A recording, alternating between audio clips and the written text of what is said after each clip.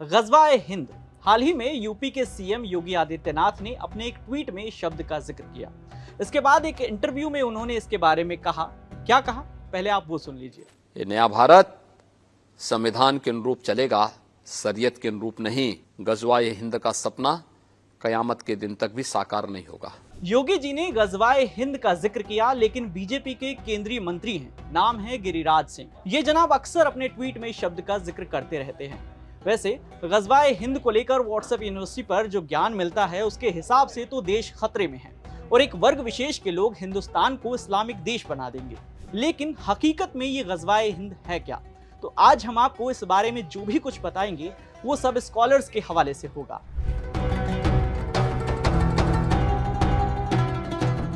गज़वा यानी वो जंग जो इस्लाम को फैलाने के लिए लड़ी जाती है, लेकिन इसमें मोहम्मद साहब खुद जिस्मानी तौर पर शामिल हों।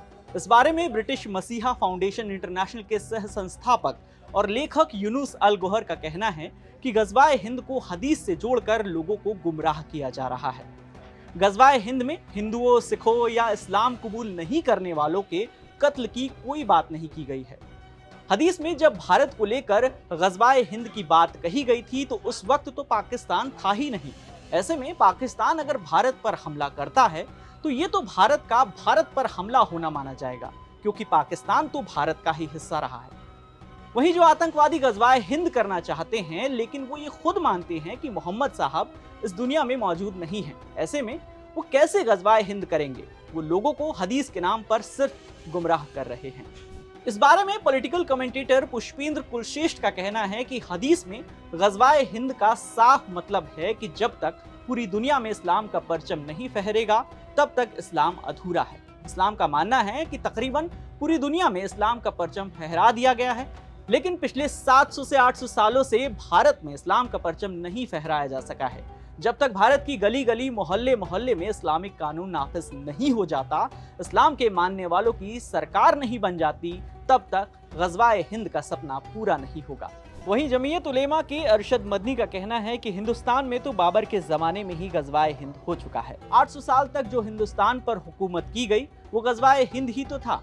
अब कौन आएगा गज़वा-ए हिंद करने? जानबूझकर वैमनस्य पैदा करने के लिए ये बातें उछाली जाती है। इसके जरिए सिर्फ लोगों में भ्रम पैदा करने की कोशिश की जा रही है, साथ ही मुसलमानों के खिलाफ दीवार खड़ी करने की भी कोशिश हो रही है। अब बात केरल के राज्यपाल आरिफ मोहम्मद खान साहब की। उनका कहना है कि देश में गज़वा-ए हिंद के नाम पर एक झूठा कैंपेन चलाया जा रहा है। इसे लेकर वो क्या कुछ कहते हैं, आप भी सुनिए। एक झूठा कैंपेन चलाया जा रहा है गज़वा-ए हिंद के नाम से, जिसका मकसद लोगों के दिमाग में ये बात पैदा करनी है कि जैसे भारत के हम टुकड़े कर देंगे। ये लोग जो ये गज़वा-ए हिंद की बात करते हैं, इन्हें इतनी बुनियादी जानकारी भी नहीं है कि गज़वा उन लड़ाइयों को कहा गया है जहां प्रॉफिट साहब खुद मौजूद थे। अमेरिका में पाकिस्तान के राजदूत और हडसन इंस्टीट्यूट के इस्लाम और लोकतंत्र प्रोजेक्ट के मुखिया रहे हुसैन हक्कानी ने अपने एक लेख में लिखा है कि हदीसों का सहारा लेकर मुस्लिम नौजवानों को जिहादी आतंकवाद के लिए उकसाते हैं। आईएसआई के इशारे पर जैद हामिद जैसे पत्रकार पाकिस्तानी मीडिया में गज़वा-ए हिंद के तौर पर मशहूर रवायतों की आधुनिक व्याख्या हिंदू भारत और मुस्लिम पाकिस्तान के बीच युद्ध के तौर पर करते हैं, और मसूद अजहर जैसे आतंकी भी ऐसी रवायतों की मनगढ़ंत व्याख्या करते हैं। वहीं देवबंद से दीन की शिक्षा लेने वाले और जामिया मिल्लिया विश्वविद्यालय से इस्लामिक इतिहास में पीएचडी करने वाले मौलाना वारिस मजहरी की माने तो गज़वा-ए हिंद का जिक्र हदीसों में 6 प्रामाणिक संग्रहों में से एक में ही मिलता है। साथ ही गज़वा-ए हिंद से संबंधी रवायतों में केवल एक ही सहाबी अबू हुरैरा का ही जिक्र आता है।